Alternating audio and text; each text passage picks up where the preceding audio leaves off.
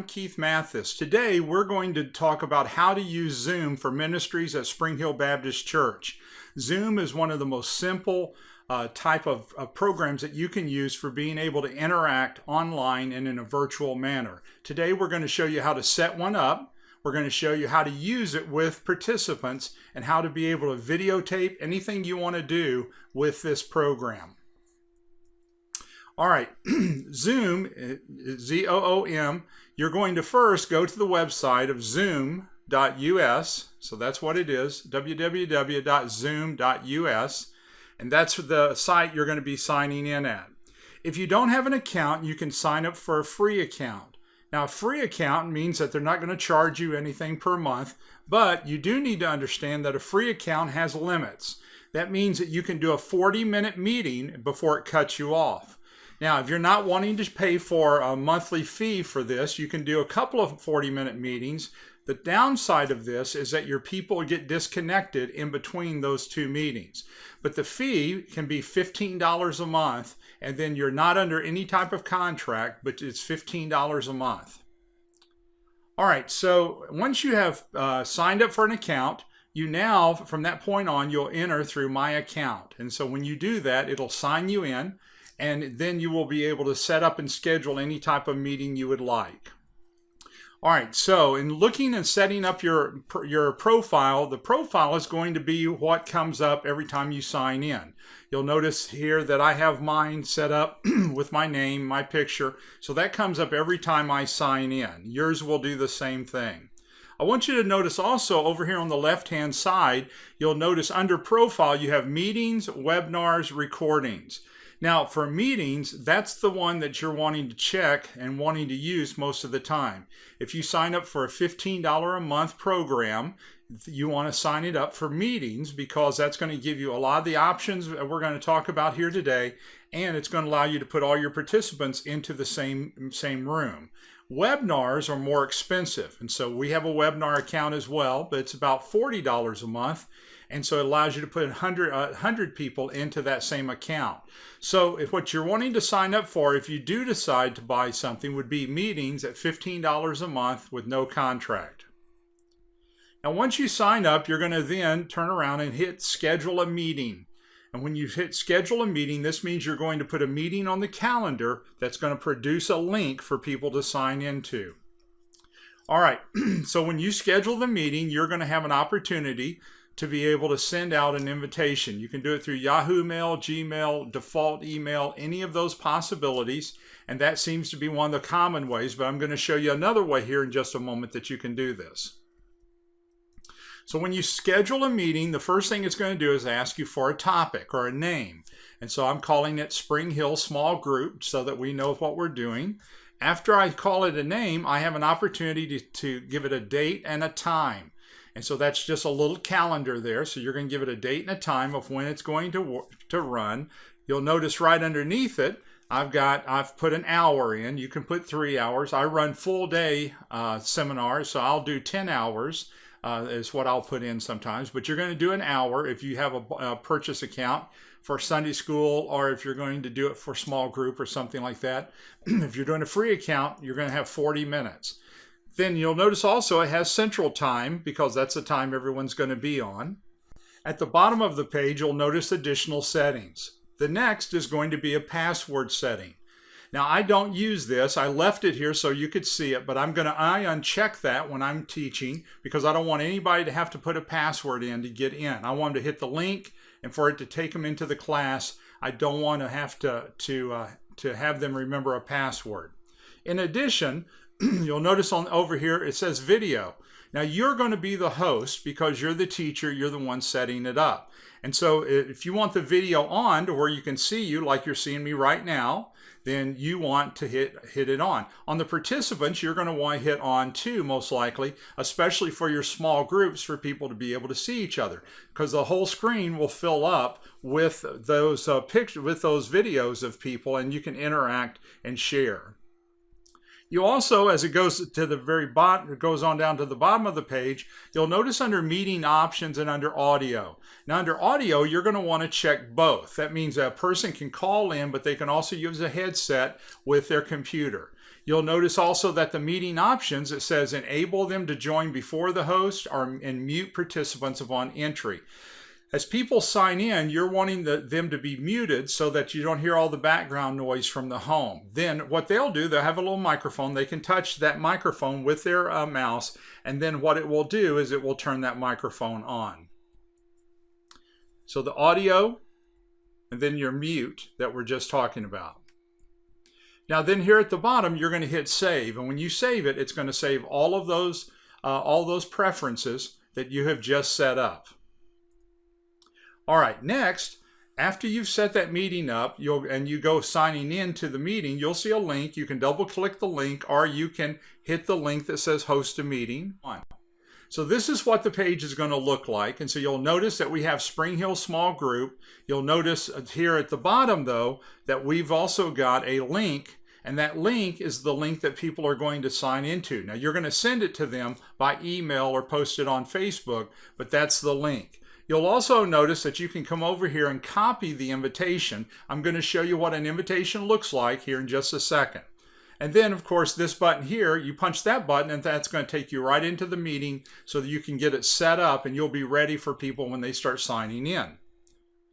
All right, so here's what the invitation looks like. If I hit that invitation link, this is what it's going to give me. Now, here's some main components here. First off, that's the name of the meeting, when it's going to be. You'll notice here also, here's the link, and that link takes them right into your meeting, so anybody who clicks on that. And then people who don't have a computer and who are wanting to call in by telephone can use that number, and that's going to bring them right into the meeting. The only thing they're going to need in addition to that is going to be the meeting ID number, which is just above that. So each person will need to know that they're going to need to punch that in. All right, once you get into the meeting, as you get ready to set things up, this screen is going to pop up for you, and it's going to say phone call or computer audio. If you're going to use a headset and not use your phone, you can use computer audio. And so join with computer audio. And so this is going to set it up for you. And so it'll let you hear something in the earpiece. It'll let you talk to make sure everything's working. So you're going to do that. Now, if you're going to talk through a telephone and just let people look at the video, you can talk through the phone, calling in one of those numbers. All right, so then your picture is going to show up here. And now I'm showing you a live picture here, but I gave you my picture so you could see this. And you'll notice that I've actually got the video turned off for this so that you could see the picture. So over here to the left, this is join audio, so that once you click that, it'll tell you what audio system you're on. Here, this is start video. And so I've got a picture of me, but if I click start video, you're going to see me just like you see me right now in the middle of the screen. You're going to see where I can invite people, just like we showed a moment ago. I can turn around and invite other people if I want to, right before when we get ready to start. And then you're going to see the big green button here, start share screen. Share screen is the main button that's going to let you toggle back and forth between the PowerPoint slide, the videos, and those type of things. You also have record, where you can record this and post it on Facebook so that people can come back and watch it. You also have breakout rooms, and these breakout rooms allow you to be able to put people in breakout rooms to talk about an issue if you'd like. And then, of course, you have over here where you can end the meeting, and this will stop the meeting between you and the people. And then you can also hit the button where it stops recording, and all of that will cease as well. All right, when I hit the button down here in the corner, it says breakout room. This is one of the things I really like about this. I can set this number to whatever number of breakout rooms I want. And so I've set it here for 4. And then when I hit create breakout rooms, I can create them automatically, or I can put people into groups if I choose to. And so manually I can do that, or automatically. And so it will give me 4 breakout rooms because that's what I told it. And underneath each of these, you'll see the names of the people. That means that when I hit breakout room or create a breakout room, and that's going to put all of those 4 people or 5 people into that one breakout room, and they can talk, communicate, see each other, and nobody else can see them. And then I'll hit the button again to close the breakout rooms, and it's going to bring us all back to the main setting here. Okay, probably the clumsiest thing about any of this is when you hit the share button, it's going to take you to this screen. Now this screen is like a desktop. Now you'll notice all these different things here. Now you'll notice this one that is darkened in blue. This is the screen that's going to show when you reach over here and hit share the next time.